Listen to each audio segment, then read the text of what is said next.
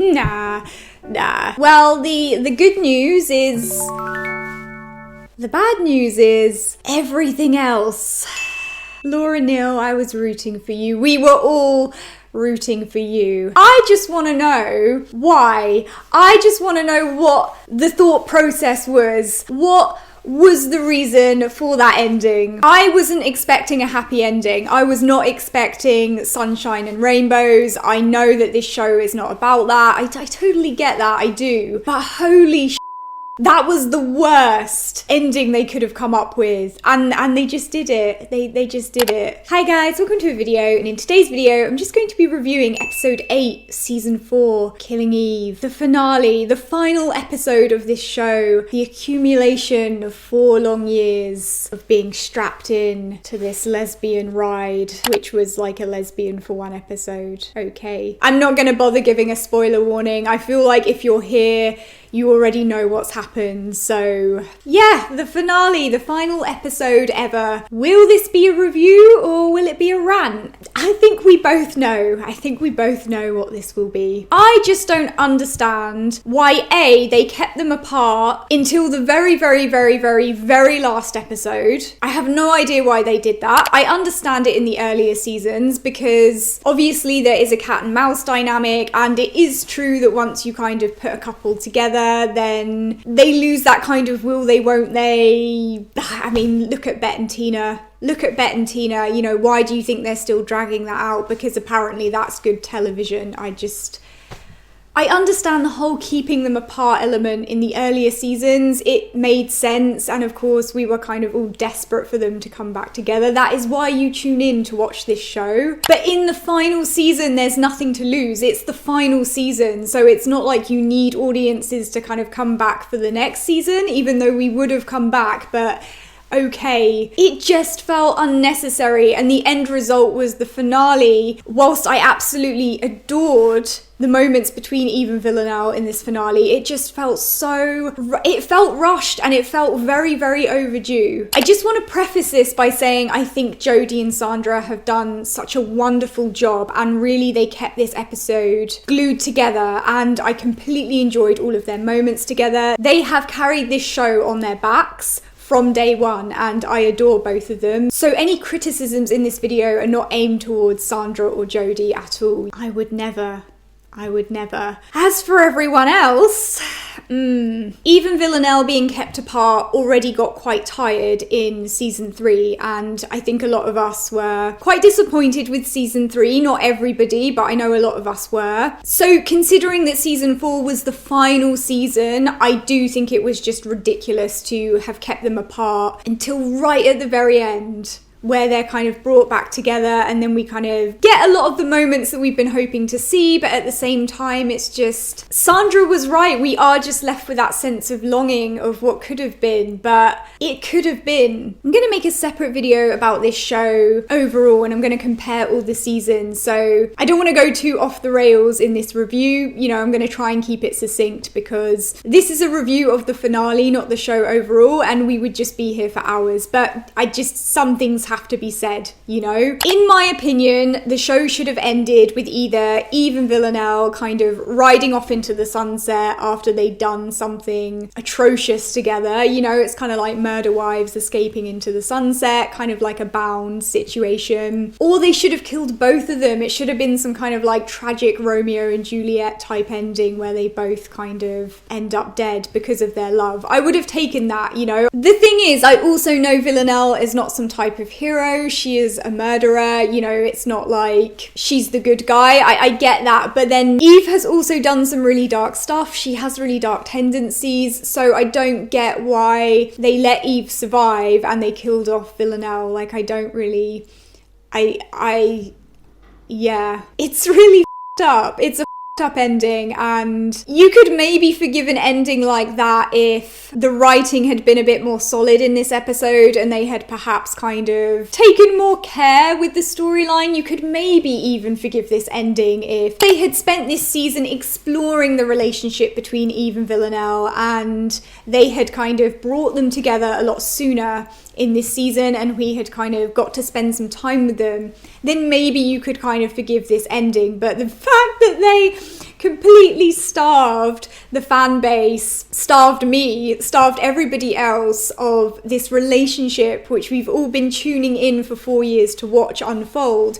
The fact that they kind of starved us of that, and then the minute they give it to us, they kind of rip them apart in the worst way possible, is kind of up. It's oh my god, it might be worse than the Generation Q finale, and that is oof.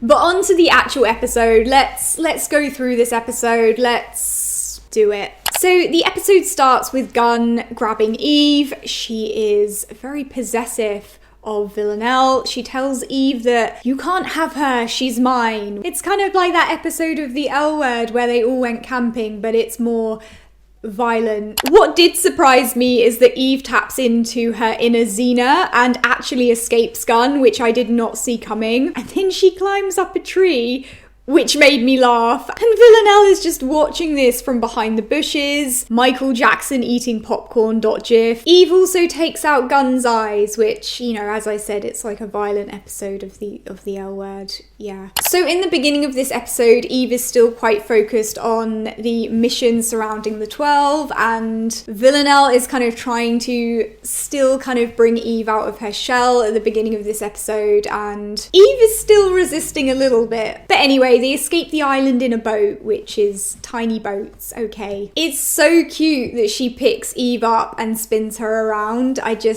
There was so many cute Villain Eve moments in this episode, but okay. When Hugo came up on my screen, I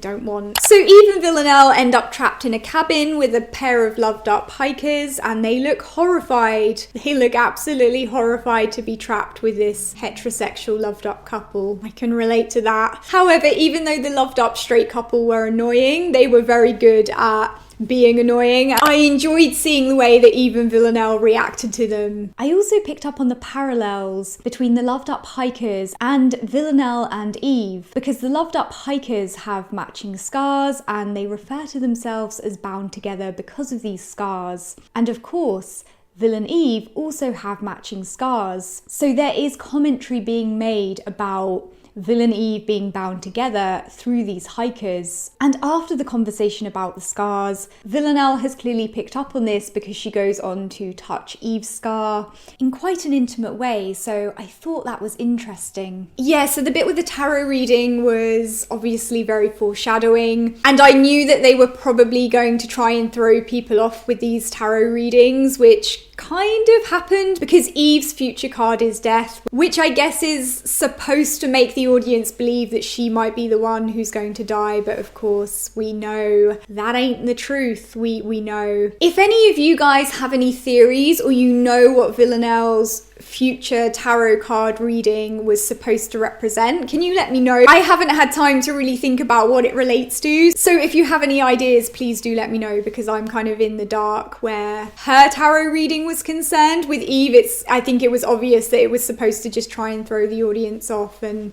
it's a foreshadowing to the ending. The bit where Eve and Villanelle are talking about fate made me laugh. Maybe Eve is the romantic one, you know, she thinks that she's with Villanelle because of fate, whereas Villanelle's like, it's just a lesbian crush, girl, you know, it's all it is. Even Villanelle having to share a sleeping bag is something that's straight out of a fan fiction, and I was here for it. I enjoyed it. Yeah, words. The bit where Eve and Villanelle are sleeping next to one another and Villanelle touches Eve's scar is probably the most beautiful part of this entire episode. I think this part might be my most favourite part of the entire episode, because so much was said between them without them having to say anything at all in that scene, and it was really beautifully shot, and the acting was incredible, and it was just so soft the way that she touched her scar, and yeah, it was good. I liked when they were in the camper van together. It was a refreshing break from kind of all the heavy intensity of this show, and it was nice to see them just doing kind of like normal things with one another, because usually, you know, all their interactions they revolve around high drama and murder and, you know, deceit, and it was just nice and refreshing to have these scenes which were just them kind of hanging out. They also have an incredibly good taste in music. They do. I did find this episode a bit weird in places. I did. Like, I thought the moment between Pam and Carolyn, where they take a dip into the water, which I would not get in that water myself, but anyway, yeah, they take a dip into the water, and this is after Pam has told Carolyn that she's killed Constantine, and Carolyn takes it in a way which is typical to Carolyn. But I did think Carolyn and Pam floating in the water was a weird choice to make. And then we have the kiss that was heard around the world. Not just the lesbian world, the whole world. Wow. Wow. It was everything I wanted and more, and it was so long. I honestly thought they might just chuck us like, you know, a 2-second rushed kiss if we were lucky, but no, Sandra and Jodie delivered. It was the best 20 seconds. I haven't timed it. I do need to rewatch it on repeat for the rest of my life, but it was amazing. It was, oh my God, there was so much emotion. It was so good. Then Eve and Villanelle run into Carolyn and Pam at the pub, and it was interesting. I did feel like the part where Pam told Villanelle about Constantine, you could see it affected Villanelle, but again, this just felt quite rushed and quite kind of isolated within the episode. It was...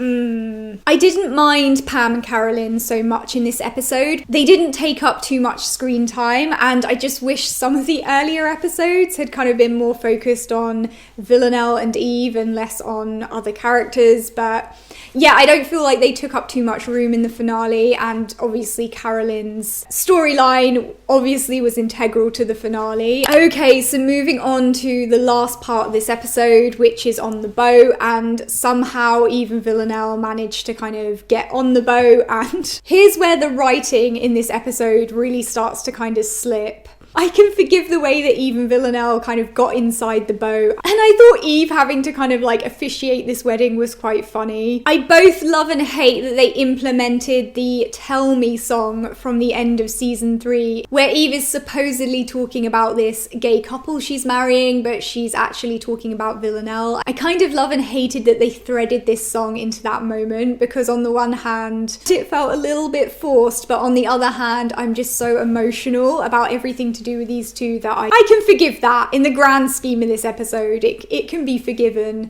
What I can't forgive is the anticlimactic way that Villanelle manages to get inside a room with the 12, you know, some of the most mysterious and powerful people. It was hard to believe the 12 had one security guard. That was literally it. She just walks into the room and gets the job done, apparently. Yeah, so this is where I found the writing a little bit lazy, and I also didn't really understand the point of kind of cutting between Villanelle murdering the 12 and Eve dancing. I wasn't really sure what to make of it or what it was supposed to represent.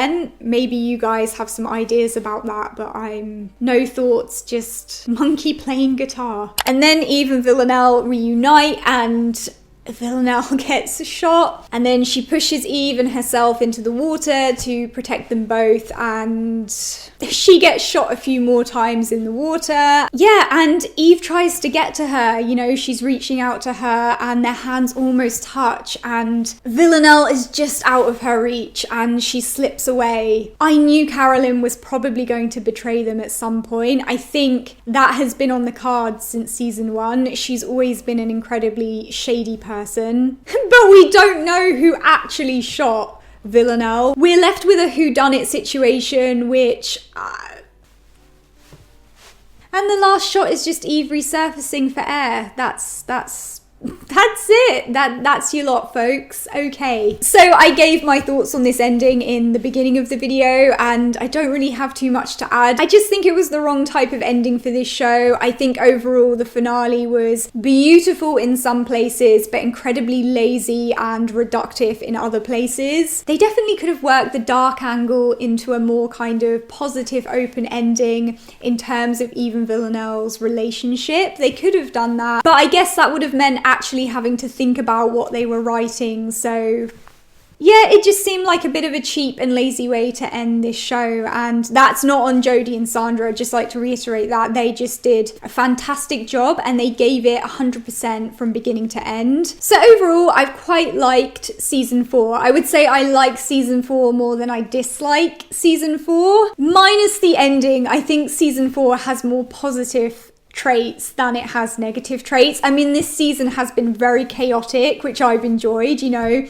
week to week there was always something crazy happening. This season would have been fine if it wasn't the final season. You know, as a final season it was quite anticlimactic and we just did not get enough time with Eve and Villanelle together. And it's sad. It's sad that the show has kind of ended on a disappointing note, you know. But on a more positive note, Sandra and Jodie have always delivered in this show and season 4 is no exception, and they really are the heart of this show and I'm gonna miss them a lot. I really am, and this show was special. Oh, I could just drown in it.